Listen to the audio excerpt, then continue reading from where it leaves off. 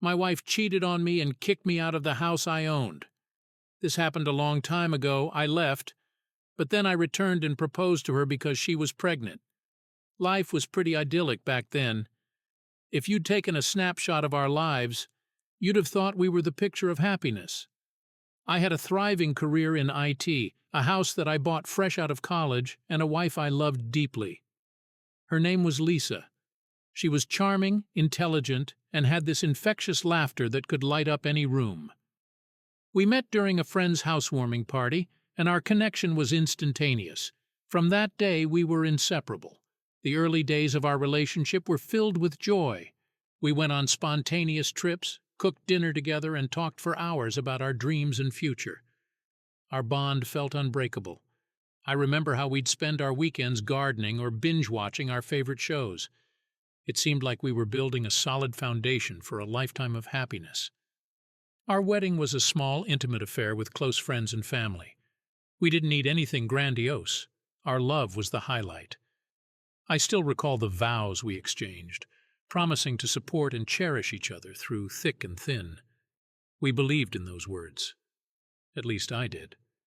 The house was our pride and joy, a cozy 3-bedroom with a spacious backyard, perfect for summer barbecues and gatherings.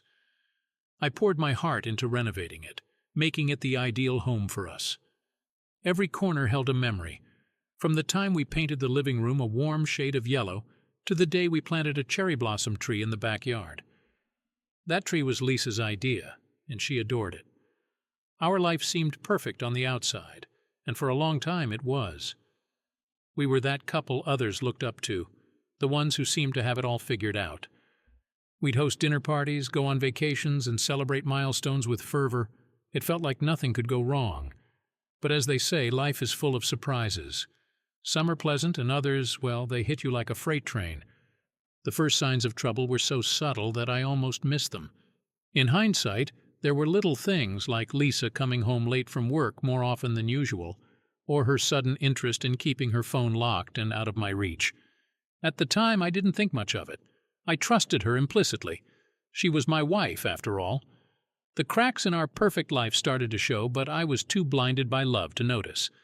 Lisa would brush off my concerns with plausible explanations, and I'd believe her. I wanted to believe her. Love makes you do that, cling to the idea of perfection even when the reality is crumbling around you. There was this one evening that stands out in my memory. Lisa had come home later than usual, looking more stressed than I'd ever seen her. I asked if everything was okay at work, and she nodded, offering a weak smile. She said they were just overwhelmed with new projects. I wrapped her in a hug, trying to ease her tension, but she pulled away, saying she needed a shower. That night, as I lay in bed waiting for her to join me, I couldn't shake off the feeling that something was amiss. My mind raced with possibilities, but I forced myself to trust her. After all, she'd never given me a reason to doubt her before. Our once lively conversations became sparse, and the laughter that once filled our home grew quieter. Lisa seemed distant, lost in her own world. I'd catch her staring off into space, a look of worry etched on her face. Whenever I tried to ask her about it, she'd brush me off, saying she was just tired. I wanted to help her, but I didn't know how. As the days turned into weeks, I found myself growing more anxious. The woman who had been my best friend, my confidant, was slipping away from me, and I didn't know why. I started to doubt myself, wondering if I was doing something wrong. Was I not being supportive enough? Was I too absorbed in my work to notice her struggles? One night, as we sat in silence during dinner, I mustered the courage to ask her directly, "Lisa, is there something going on that you're not telling me?" She looked up from her plate, her eyes wide with surprise, then quickly masked her emotions. "Of course not, honey. Everything's fine. I'm just tired from work, that's all." Her words sounded rehearsed, lacking the warmth and sincerity I was used to, but I let it go, not wanting to press her further. I wanted to believe her. I needed to believe her. Little did I know that was the beginning of the end. The perfect life I thought we had was unraveling, and I was about to be thrust into a world of betrayal and heartbreak. But for now I clung to the hope that things would go back to the way they were, that our love was strong enough to weather any storm. How naive I was. The unease settled into our home like a cold, unwelcome guest. Despite Lisa's assurances, the distance between us continued to grow. Her late nights at work became more frequent, and her explanations, once comforting, started to feel like thinly veiled excuses. Our conversations, once filled with laughter and warmth, turned into stilted exchanges that left me feeling more isolated than ever. I tried to brush it off, telling myself that it was just a rough patch. Every couple goes through them, right? But the gnawing feeling in the pit of my stomach wouldn't go away. It was as if I could sense the tectonic plates of our relationship shifting, creating a rift that was widening with each passing day. One evening I decided to surprise Lisa at her office. I thought it would be a romantic gesture, showing up with her favorite takeout and a bouquet of flowers. As I walked into the building, I could feel the nervous excitement bubbling inside me. Maybe this would be the spark we needed to reignite our connection. I made my way to her floor, but when I arrived at her desk, it was empty. Puzzled, I asked one of her colleagues if she was around. He looked at me with a mix of confusion and pity before saying, "Lisa left about an hour ago. She mentioned she had plans." Plans? She hadn't mentioned any plans to me. I felt a cold shiver run down my spine. I thanked her colleague and walked back to my car, the takeout and flowers suddenly feeling like dead weight. My mind raced with possibilities. Where could she be? And why hadn't she told me? As I drove home, I tried to rationalize her behavior. Maybe she had a last-minute meeting, or perhaps she was out with friends and forgot to tell me. But deep down, I knew something was wrong. The doubts that had been simmering at the back of my mind were now boiling over. When Lisa finally came home that night, she seemed surprised to see me awake. "Hey, you're up late," she said, her voice tinged with unease. I forced a smile. "Yeah, I couldn't sleep. How was your evening?" She hesitated for a fraction of a second before responding. "It was fine. Just a long day at work. You know how it is?" I nodded, biting back the urge to confront her. I needed to gather more information before jumping to conclusions. The last thing I wanted was to accuse her of something without any proof. Over the next few weeks, I became hyper-aware of Lisa's behavior. I noticed how she would quickly hide her phone when I entered the room, or how she'd make vague excuses to step outside for phone calls. There were nights when she'd come home smelling of a perfume that wasn't hers, and when I asked about it, she'd laugh it off, saying it must have been from a colleague who hugged her. The more I observed, the more convinced I became that something was amiss. But I still didn't have any concrete evidence. I felt like a detective, piecing together clues that only led to more questions. My once peaceful mind was now a battleground of suspicion and denial. One day, while cleaning the house, I stumbled upon a small, unfamiliar key in Lisa's dresser. It didn't match any locks in our house. My heart pounded as I turned it over in my hand, wondering what it could unlock. I decided to keep it, hoping it might provide answers later. My suspicions reached a peak when I overheard a hushed phone conversation one night. Lisa was in the bathroom with the door slightly ajar, and I could hear her talking softly. "I miss you too," she said, her voice filled with a tenderness that made my stomach churn. "We'll see each other soon, I promise." I felt like the ground had been pulled out from under me. I clenched my fists, trying to contain the anger and hurt that surged through me. The woman I had loved and trusted was betraying me. I needed to confront her, but I also needed to be sure. I couldn't accuse her without solid evidence. The next day, I took a sick day from work and decided to follow her. I felt guilty for stooping to such a level, but I needed to know the truth. Lisa left for work at her usual time, and I trailed her car at a safe distance. She drove to her office and went inside, just as she always did. I waited in my car, anxiety gnawing at me. Hours passed, and just when I was beginning to doubt my actions, she emerged from the building. Instead of heading home, she drove to a small CAF GC on the other side of town. I watched from a distance as she parked and went inside. A few minutes later, a man joined her at the table. They hugged briefly before sitting down, their heads close together as they talked. My heart shattered as I watched them. It was clear from their body language that they were more than just friends or colleagues. I felt a mix of anger, betrayal, and heartbreak. The woman I had shared my life with, who I thought I knew inside and out, was living a lie. I took a deep breath, trying to steady myself. I needed to confront her, but not here, not now. I needed to process what I had seen and figure out my next steps. When Lisa came home that evening, I could barely look at her. Every word she spoke felt like a lie, every smile a mask hiding her deceit. I knew I had to confront her soon, but I wanted to do it on my terms, with all the evidence laid out. The fagsade of our perfect life was crumbling, and I was determined to uncover the truth, no matter how painful it might be. The next step would be the confrontation, and I was both terrified and resolute. I had to face the reality of my situation, even if it meant tearing apart the life I had built. The tension in our house became almost unbearable. Each night, Lisa's presence felt like a mockery of the trust we once shared. I couldn't keep the charade going for much longer. I needed to confront her, to hear the truth from her lips, even if it shattered my heart completely. I spent the next few days preparing myself emotionally and gathering the evidence I had. I took screenshots of her texts, saved the unfamiliar key, and made a note of the CAF GC meeting. My mind was a whirlwind of scenarios, each one ending in heartbreak, but I had to know the truth. It was a Friday evening, the start of what should have been a relaxing weekend. Instead, it felt like I was standing on the edge of a cliff, about to jump into the unknown. Lisa came home looking tired, her eyes avoiding mine as she muttered something about a long day at work. I could see the guilt etched in her face, even if she tried to hide it. After dinner, I took a deep breath and decided it was time. "Lisa, we need to talk," I said, my voice steady but firm. She looked up, her expression a mix of surprise and apprehension. "Sure, what's on your mind?" I motioned for her to sit at the dining table, and I sat across from her, the distance between us feeling like a chasm. "I know about the affair," I said bluntly, watching her reaction closely.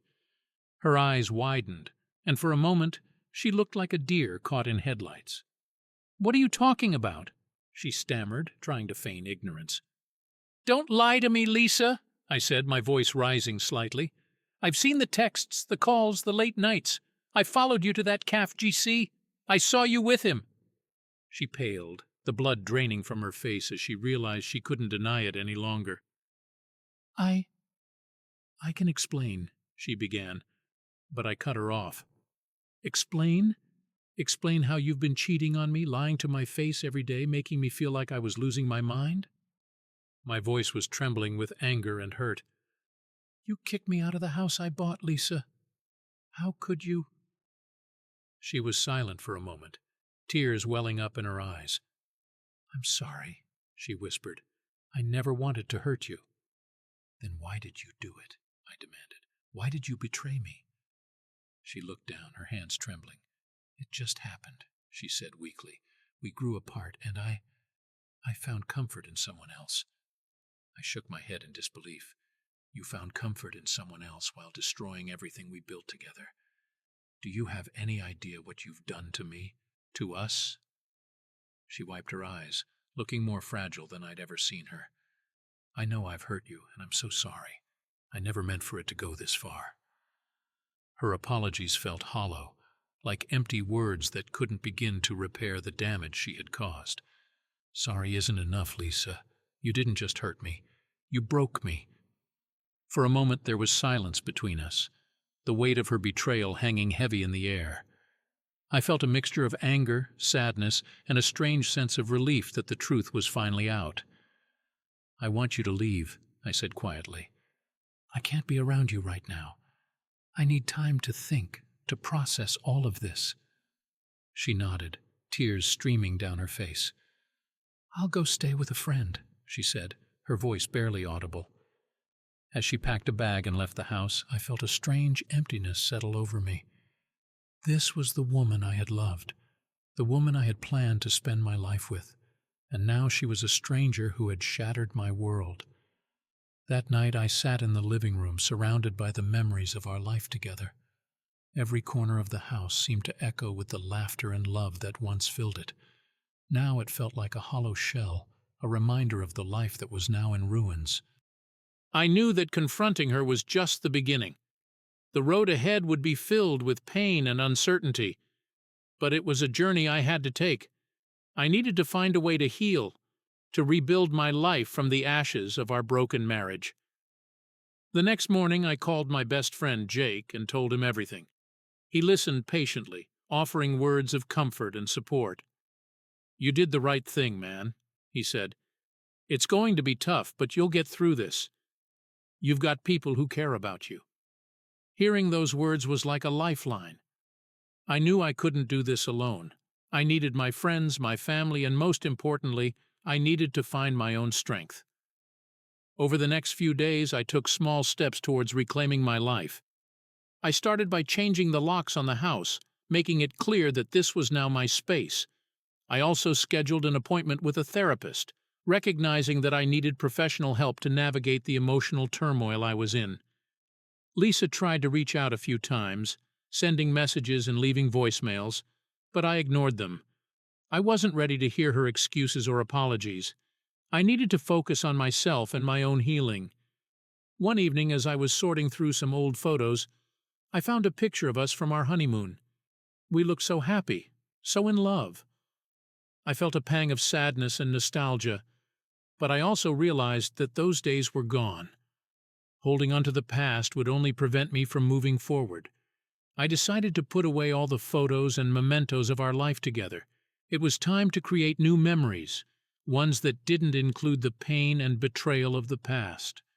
The confrontation had been painful, but it was also a necessary step towards healing. I knew that the journey ahead would be long and difficult, but I was determined to rebuild my life, one step at a time. I would find a way to move on, to find happiness again, even if it meant starting from scratch. The confrontation with Lisa left a scar, but it was a scar I needed to bear in order to start healing. The house, once filled with love and laughter, now echoed with the silence of heartbreak. Each room reminded me of what we had lost, but I was determined not to let it define me. The days that followed were a blur of emotions, anger, sadness, confusion, but I knew I had to keep moving forward. I threw myself into work, hoping to drown out the pain with productivity.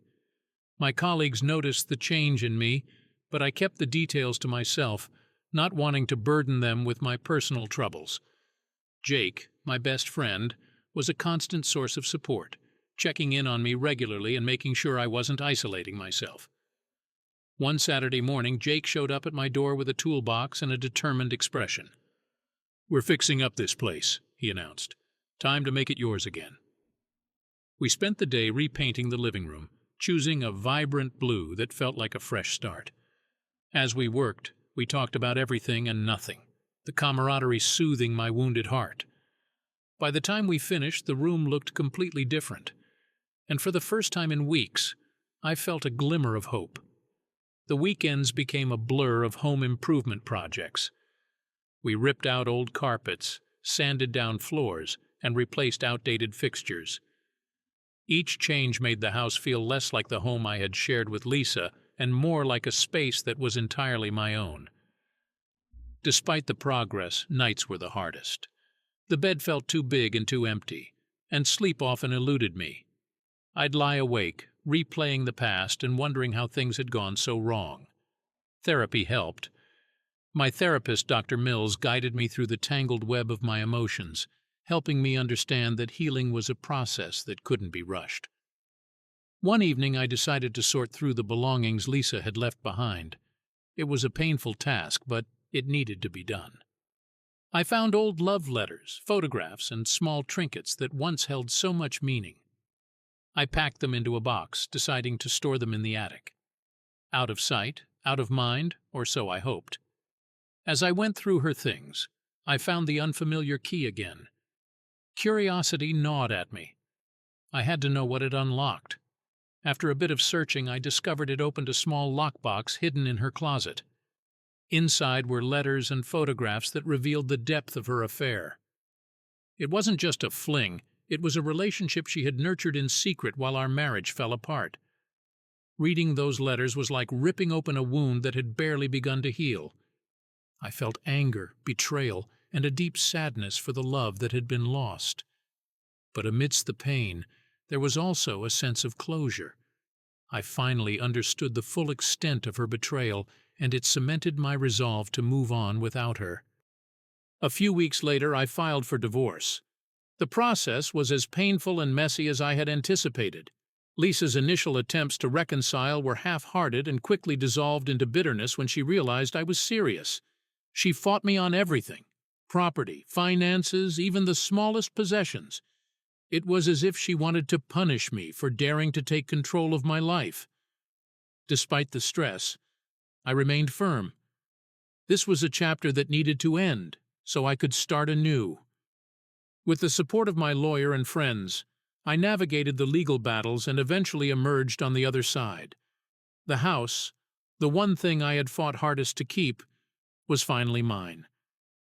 With the divorce finalized, I felt a strange mix of relief and sadness. It was the end of a significant part of my life, but it also marked the beginning of a new one. I decided to take a trip to clear my head, choosing a small cabin by the lake that Jake had recommended. The solitude and beauty of nature were exactly what I needed to reflect and heal. Sitting by the lake, I thought about the future. I was no longer the same person who had been blindsided by betrayal. I was stronger, wiser, and more resilient. The pain of the past would always be a part of me, but it didn't have to define me. I was ready to embrace the next chapter of my life, whatever it might bring. When I returned home, I felt a renewed sense of purpose. I joined a local gym, started cooking healthy meals, and reconnected with old friends. Slowly but surely, I began to rebuild my life. I even adopted a dog from the shelter, a golden retriever named Max, who brought joy and companionship into my home. Lisa became a distant memory, a painful lesson in the importance of self-worth and resilience. I didn't know what had happened to her, and I didn't want to. My focus was on the future, on the possibilities that lay ahead. One evening, as I sat in my newly renovated living room with Max at my feet, I realized how far I had come. The house, once a symbol of heartbreak, was now a sanctuary of hope and new beginnings. The journey had been arduous, but it had also been transformative. I was ready to move forward, to embrace life with open arms and an open heart. The process of rebuilding my life was both challenging and liberating. I had survived the worst of the storm, and now, with the debris cleared, it was time to focus on myself. My therapist, Dr. Mills, encouraged me to find activities that brought me joy and fulfillment. So I made a list of things I had always wanted to do but had put off for one reason or another. First on the list was joining a local gym. Physical fitness had always been important to me, but during the turmoil of my marriage's end, I had let it slip. Walking into the gym for the first time, I felt a mix of anxiety and excitement. I signed up for a membership and began attending regularly. The physical exertion was cathartic, helping to release the pent-up frustration and sadness. One day, while I was lifting weights, I struck up a conversation with a fellow gym-goer named Sam. He was around my age, a friendly guy with a passion for fitness and an infectious energy. We quickly became workout buddies, pushing each other to do better and sharing stories about our lives. Sam's friendship was a welcome distraction from my loneliness and provided a sense of camaraderie that I had sorely missed. In addition to working out, I decided to take up cooking. I had always enjoyed experimenting in the kitchen, but it had been a long time since I had cooked just for myself. I signed up for a cooking class at a local community center, where I learned to make everything from gourmet meals to simple, healthy dishes. The act of creating something delicious with my own hands was incredibly satisfying. During one of the classes, I met a woman named Emily. She was kind, with a warm smile and a quick wit that made our conversations enjoyable. We bonded over our mutual love of cooking and soon began meeting up outside of class to try new recipes together. Emily was understanding and patient, and our budding friendship slowly helped me regain my confidence in social settings. Max, my golden retriever, also played a crucial role in my healing process. His unconditional love and boundless energy were a constant source of joy. We went on long walks in the park, and his playful antics never failed to make me smile. Max was more than just a pet. He was a loyal companion who helped fill the void left by Lisa's betrayal. As weeks turned into months, I felt myself growing stronger, both physically and emotionally. My home, once a place of sorrow, had transformed into a haven of peace and personal growth. The vibrant blue walls of the living room, the fresh herbs growing in the kitchen, and the photos of new memories with friends and Max all served as reminders of how far I had come. One day, Jake invited me to a barbecue at his house. It was a small gathering of close friends, and I was eager to reconnect with everyone. The smell of grilled food and the sound of laughter filled the air, creating a warm, inviting atmosphere.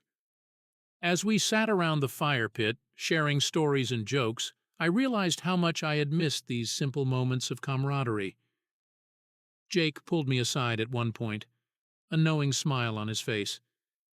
"You look good, man. Happier. I'm proud of you." I smiled back, feeling a swell of gratitude. "Thanks, Jake. I couldn't have done it without you." The barbecue was a turning point for me. It reminded me of the importance of community and the value of genuine connections. I made a mental note to host my own gathering soon, eager to fill my home with the laughter and joy of friends. A few weeks later, I invited Sam, Emily, and a few other friends over for a dinner party. We spent the evening cooking together, sharing stories, and enjoying each other's company. As I looked around the table, I felt a profound sense of contentment. These were the people who had stood by me during my darkest times, and now they were here, celebrating the new life I was building. Emily and I continued to grow closer. She was a constant source of encouragement and positivity, and our friendship blossomed into something more. We started dating, taking things slow and allowing our relationship to develop naturally. Emily was understanding of my past, and her kindness and patience made it easy to open up to her. Through it all, I continued my therapy sessions with Dr. Mills. We explored the deep-seated fears and insecurities that had been brought to the surface by Lisa's betrayal. Dr. Mills helped me to see that my worth was not defined by my past relationships or the mistakes of others. I was learning to love and respect myself in ways I never had before. One afternoon, while hiking with Emily and Max, I found myself reflecting on my journey. The man I was now was vastly different from the one who had been blindsided by betrayal. I had faced my pain head-on, embraced the support of friends and therapy, and rebuilt my life from the ground up. As we reached the summit and looked out over the stunning vista, Emily slipped her hand into mine. "You've come a long way," she said softly, her eyes filled with admiration. I smiled, squeezing her hand. "We both have. And it's just the beginning." The healing process had been long and arduous, but it had also been transformative. I had learned that pain and loss could pave the way for growth and new beginnings. The betrayal that once defined my life was now just a chapter in my story, one that had led me to a place of strength and resilience. With Emily by my side, Max at my feet, and the support of friends like Jake and Sam, I knew that the future held endless possibilities. I was ready to face whatever came next, armed with the knowledge that I was capable of overcoming anything life threw my way. The road to finalizing the divorce was paved with bitterness and hostility. Lisa's initial attempts at reconciliation had quickly soured into a battle over every detail. It was as if she couldn't stand the idea of me moving on and wanted to make the process as difficult as possible. Despite the emotional exhaustion, I was determined to see it through, knowing that this legal severance was necessary for my complete healing. The first court hearing was nerve-wracking. My lawyer, Mr. Harris, was a seasoned professional who had seen his fair share of contentious divorces. He had prepared me for the worst, but nothing could fully brace me for the sight of Lisa sitting across the courtroom, her expression a mix of defiance and bitterness. "Mr. Harris," the judge began, Your client claims ownership of the house. Is that correct? Yes, Your Honor, Mr. Harris replied confidently. The house was purchased solely by my client before the marriage. He has made all mortgage payments and renovations from his personal funds. Lisa's lawyer, Miss Daniels, countered with a litany of arguments trying to portray her as a victim who deserved compensation. Your Honor, my client has contributed to the household in countless ways, both financially and emotionally. She deserves a fair share of the marital assets, including the house. I clenched my fists under the table, feeling the injustice of her claims. I had poured my heart and soul into that house long before Lisa entered the picture. The judge listened patiently, weighing both sides before finally ruling in my favor. The house was mine. Relief washed over me, but it was short-lived. The battles over other assets and financial arrangements continued. Lisa contested every detail, from our shared savings to the division of personal property. Each negotiation felt like a tug of war, draining my energy and patience. During one particularly heated meeting, Lisa snapped. You think you can just walk away and take everything we built together? She spat, her eyes blazing with anger. I took a deep breath, trying to stay calm. I'm not trying to take everything, Lisa. I just want what's fair. You betrayed me, and I'm trying to move on. Her face twisted with fury. You're not the only one who got hurt, you know. You think this has been easy for me? I stared at her, incredulous. Easy for you? You cheated on me, Lisa. You kicked me out of my own home. How could this possibly be hard for you? The mediator intervened, urging us to stay focused on the legal matters at hand. The rest of the meeting was a blur, filled with more arguments and negotiations. By the end of it, I was exhausted, emotionally and physically. Outside the courthouse, I met with Jake, who had been a rock throughout the entire ordeal. How'd it go? He asked, concern etched on his face. Rough, I admitted. But we made some progress. The house is mine, at least. Jake clapped me on the shoulder. That's a win, man. Hang in there. You're almost through this. As the weeks dragged on, the divorce proceedings continued to weigh heavily on me. But amidst the legal battles, my personal life was slowly finding stability. Emily and I grew closer, our relationship deepening with each passing day. She was a source of light in the darkness, her unwavering support helping me stay grounded. One evening, after a particularly grueling day in court, Emily and I went for a walk with Max. The cool evening air was refreshing, and the rhythmic crunch of gravel under our feet was soothing. How are you holding up? Emily asked, her hand slipping into mine. I sighed, squeezing her hand gently. It's tough, but knowing I have you and Max helps a lot. I can't believe how messy this has gotten. Emily nodded, her eyes filled with empathy. Divorces are never easy, especially when there's so much hurt involved. But you're doing great. Just keep focusing on the future. Her words were a balm to my weary soul. I leaned in and kissed her softly, grateful for her presence in my life. As we continued our walk, I felt a renewed sense of determination. The divorce might be a nightmare, but it was a necessary step towards a brighter future. After months of legal wrangling, the day finally came when the divorce was finalized. I walked out of the courthouse feeling a mixture of relief and sadness. It was the end of a significant chapter in my life, and though it had been filled with pain and betrayal, it was also a part of my journey that had led me to where I was now. That evening, I decided to mark the occasion with a small gathering of friends. Jake, Sam, Emily, and a few others came over to my house, and we celebrated with a simple dinner and drinks. As we laughed and shared stories, I realized how far I had come since that fateful day when I discovered Lisa's betrayal. Emily raised her glass in a toast. To new beginnings, she said, her eyes sparkling with warmth and affection. To new beginnings, we all echoed, clinking our glasses together.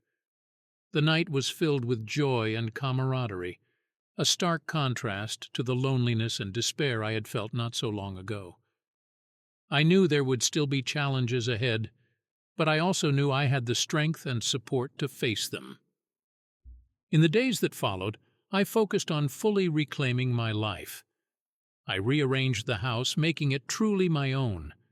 I hung new artwork on the walls, planted new flowers in the garden, and created a home that reflected my new start. Emily and I continued to build our relationship, taking weekend trips and exploring new hobbies together. Max was always by our side, his joyful presence a constant reminder of the simple pleasures in life. One sunny afternoon, as Emily and I sat on the porch watching Max play in the yard, she turned to me with a thoughtful expression. "Have you ever thought about what you want to do next?" she asked. I pondered her question, realizing that for the first time in a long while, I had the freedom to chart my own course. "I've been thinking about starting my own business," I admitted. "Maybe a tech consulting firm. It's something I've always wanted to do, but never had the chance." Emily's face lit up with excitement. "That sounds amazing! You should definitely go for it." Her enthusiasm was infectious, and I felt a surge of motivation. "Yeah, I think I will. It's time to start building something new." With Emily's support and the lessons I had learned from my journey, I felt ready to take on this new challenge. The divorce had been a painful chapter, but it had also been a catalyst for growth and self-discovery. Now, with a clear vision and a renewed sense of purpose, I was ready to embrace the future. Starting my own business was a dream I had long held but never had the courage to pursue. Now, with the divorce behind me and a fresh perspective on life, I felt ready to take the plunge. Emily was incredibly supportive, encouraging me every step of the way. Her unwavering belief in me was a source of strength, and I knew I could face any challenge with her by my side. The first step was creating a business plan. I spent countless hours researching the market, identifying potential clients, and outlining my services. My background in IT and years of experience provided a solid foundation, but starting a business from scratch was still a daunting task. I was determined to succeed, not just for myself, but for everyone who had supported me through the toughest times. I decided to name the business Tech Horizons Consulting. It felt fitting, symbolizing new beginnings and limitless possibilities. I set up an office in one of the spare bedrooms at home, turning it into a functional workspace. Emily helped me decorate, choosing a modern, minimalist aesthetic that was both professional and inviting.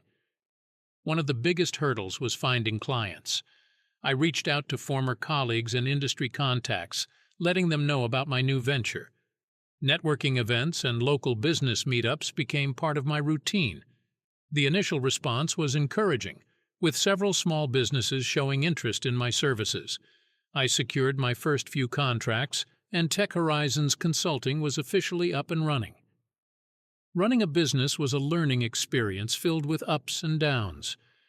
There were moments of self-doubt and frustration, but there were also moments of triumph and satisfaction. Each successful project reinforced my confidence, and each setback taught me valuable lessons. Emily was my sounding board, offering advice and a listening ear whenever I needed it. One evening, after a particularly productive day, Emily and I decided to celebrate with a homemade dinner. We cooked together in the kitchen, the atmosphere warm and relaxed. As we sat down to eat, I looked around at the life I was building and felt a profound sense of gratitude. "To new beginnings," Emily said, raising her glass in a toast. "To new beginnings," I echoed, clinking my glass with hers. Our relationship continued to flourish, growing deeper and more meaningful with each passing day. We took weekend trips to explore new places, discovering charming towns and scenic landscapes. Max was always with us, his playful energy a constant source of joy. We built new memories, each one a testament to the resilience of the human spirit and the power of love and friendship. One weekend we decided to visit a lakeside cabin that Jake had recommended.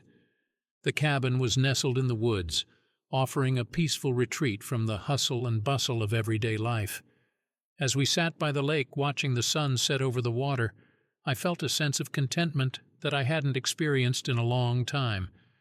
"Have you ever thought about what your future looks like?" Emily asked, her eyes reflecting the golden hues of the sunset. I smiled, thinking about the journey I'd been on. "I have, and for the first time I see a future that's bright and full of possibilities. I'm excited about growing the business, about us, about everything." Emily's smile widened. "I'm excited too. I can't wait to see where this journey takes us." As the days turned into weeks, Tech Horizons Consulting began to thrive. Word of mouth spread, and I found myself with more clients than I had anticipated. The business grew steadily, and I soon had to hire a small team to keep up with the demand. It was a rewarding experience, seeing my vision come to life and knowing that I was helping other businesses succeed. Amidst the professional success, my personal life continued to blossom. Emily and I talked about moving in together, merging our lives in a more permanent way. It was a big step, but one that felt right. We found a beautiful house with a spacious yard for Max to play in and moved in together, excited about this new chapter. Moving day was a whirlwind of activity, with friends and family helping us pack and transport our belongings. As we set up our new home, I felt a sense of peace and fulfillment. This house was a symbol of our fresh start, a place where we could build a future together. One evening, as we sat on the porch watching Max chase fireflies, Emily turned to me with a thoughtful expression. "You know, you've come so far since everything happened with Lisa. I'm so proud of you." I wrapped my arm around her, feeling a surge of affection. "I couldn't have done it without you, Emily. You've been my rock through all of this." She leaned in and kissed me softly. "We're a team, and I can't wait to see what the future holds for us." The future did indeed look bright. We made plans to travel, to explore new places and create new memories. Tech Horizons Consulting continued to grow, and I found a sense of purpose in helping other businesses navigate the complexities of the digital world. But amidst all the new beginnings, I never forgot the lessons of the past. The pain and betrayal I had experienced had shaped me, teaching me the importance of resilience, self-worth, and the value of true friendship and love. One day, while organizing some old files, I came across the box of mementos from my marriage to Lisa. I opened it, sifting through the photos and letters that once held so much meaning. Instead of the sharp sting of betrayal, I felt a sense of closure. The past was behind me, and I had emerged stronger and wiser. I decided to let go of the box, donating the items to a local charity. It was a symbolic gesture, a final step in releasing the hold the past had on me.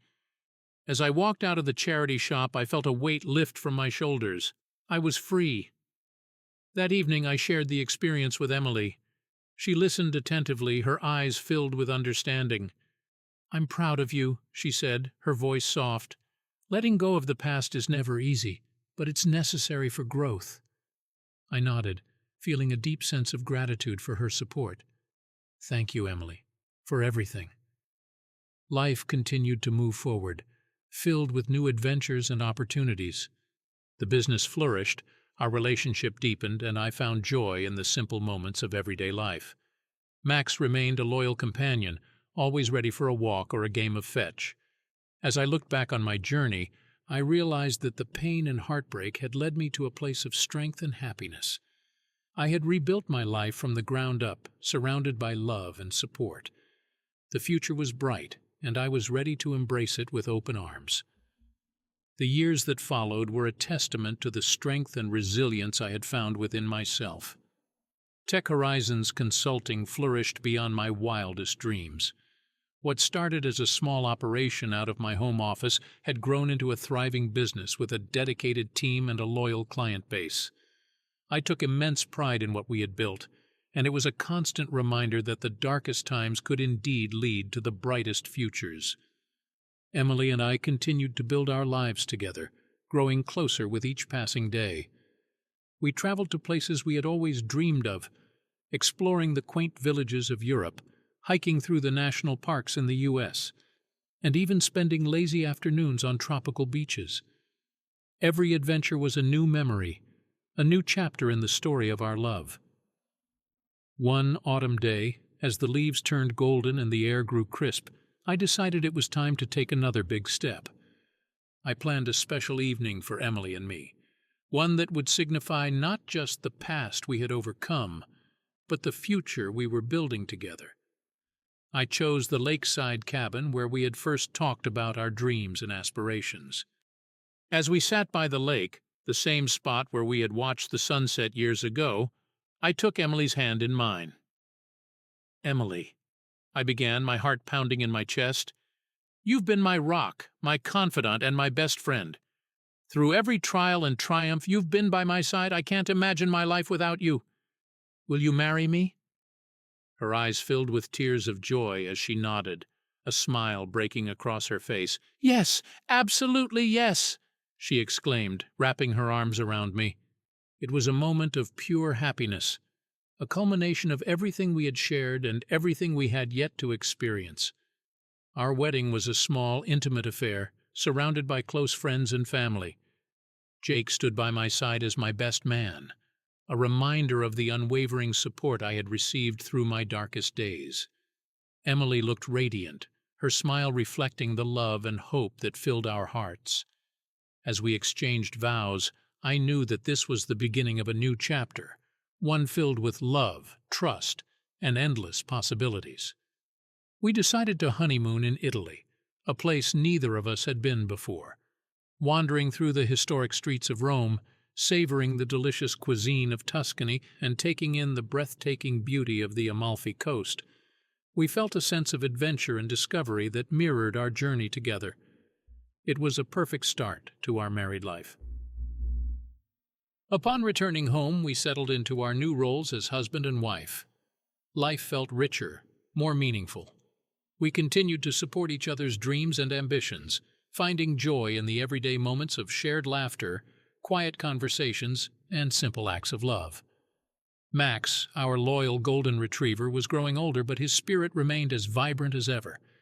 He had been with me through so much, a constant source of comfort and joy. We made sure his golden years were filled with love and care, taking him on gentle walks and spoiling him with his favorite treats. As time went on, we decided to expand our family. Emily and I welcomed a beautiful baby girl into our lives. Naming her Grace felt fitting, given the grace and strength we had both found in our journey together. Holding her for the first time, I felt a surge of love and protectiveness unlike anything I had ever experienced. Our home was now filled with the laughter and cries of a new life, a testament to the love we had built. Raising Grace brought its own set of challenges and joys. Sleepless nights, first steps, and first words, all these moments were precious. Emily and I navigated parenthood as a team, supporting each other through the highs and lows. Watching Grace grow and discover the world was a constant reminder of the beauty of life and the endless possibilities that lay ahead. One sunny afternoon, as we played in the yard with Grace and Max, I reflected on the journey that had brought me here. The pain and betrayal of the past seemed like a distant memory, overshadowed by the love and happiness that now filled my life. I had learned that resilience, self-worth, and the support of loved ones could overcome even the deepest wounds.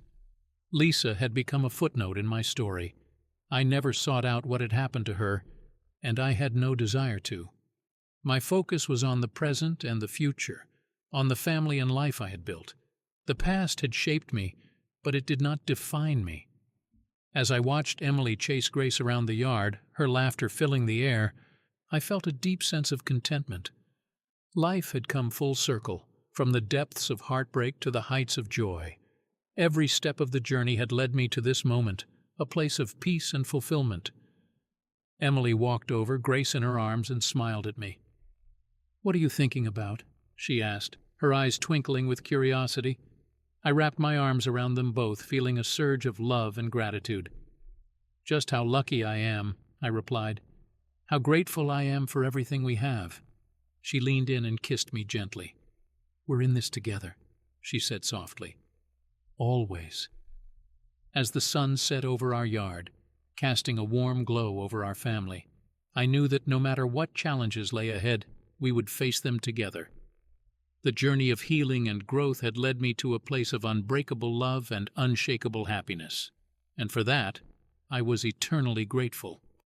A place where we could start fresh without the shadows of our past haunting us. The day we moved in was filled with excitement and a sense of accomplishment. As we unpacked boxes and arranged our new home, I couldn't help but feel a deep sense of gratitude. We had been through so much, but we had come out stronger on the other side. That evening, as we sat on the couch, surrounded by the remnants of our move, Rachel turned to me, her eyes filled with love. "I can't believe we made it," she said softly. "I'm so grateful for you."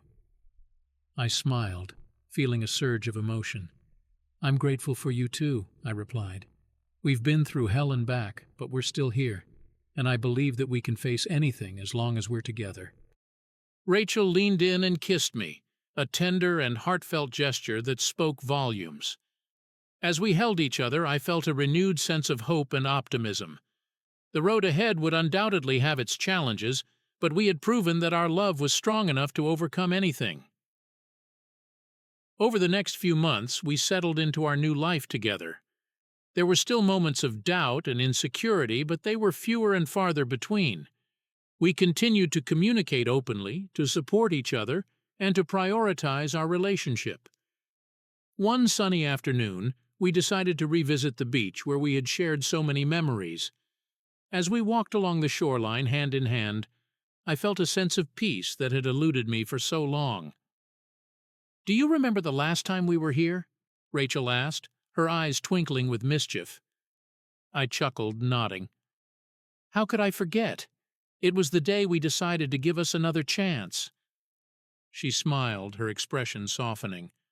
"I'm so glad we did. I can't imagine my life without you." "Me neither," I said, pulling her close. "We've come so far, and I'm excited for our future together."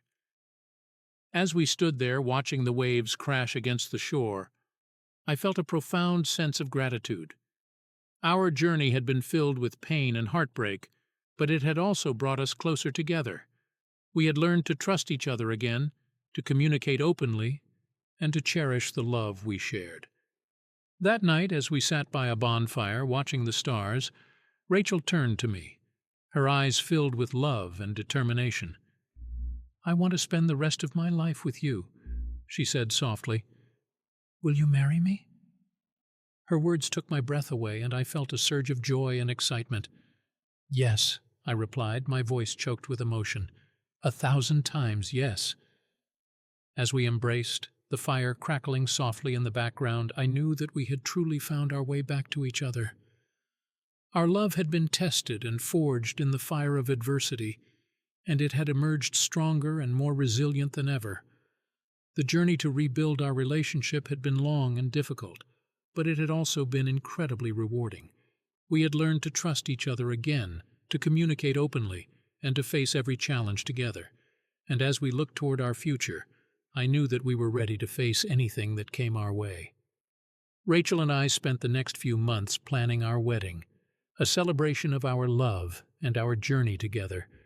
We invited our friends and family, the people who had supported us through the hardest times, to share in our joy.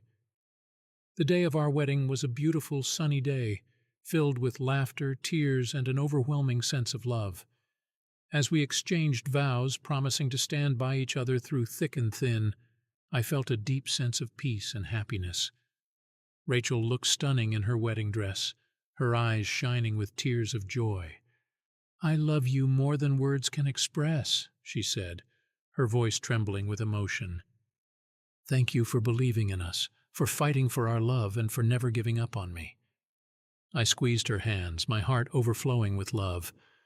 "I love you too," I replied. "You are my rock, my partner, and my best friend. Together we can face anything." As we kissed, sealing our vows, I felt a profound sense of gratitude for the journey that had brought us to this moment. We had faced countless obstacles, but we had emerged stronger and more resilient than ever. Our love story was a testament to the power of forgiveness, the strength of commitment, and the resilience of the human spirit. And as we looked toward our future together, I knew that we were ready to face whatever challenges life had in store for us. Rachel and I danced the night away, surrounded by our loved ones, celebrating the love that had brought us through the darkest of times. And as we began our new life together, I knew that our love was truly unbreakable, forged in the fires of adversity and strengthened by our unwavering commitment to each other. The journey had been long and difficult, but it had also been incredibly rewarding. And as we looked toward our future together, I knew that we were ready to face anything that came our way, hand in hand, forever and always.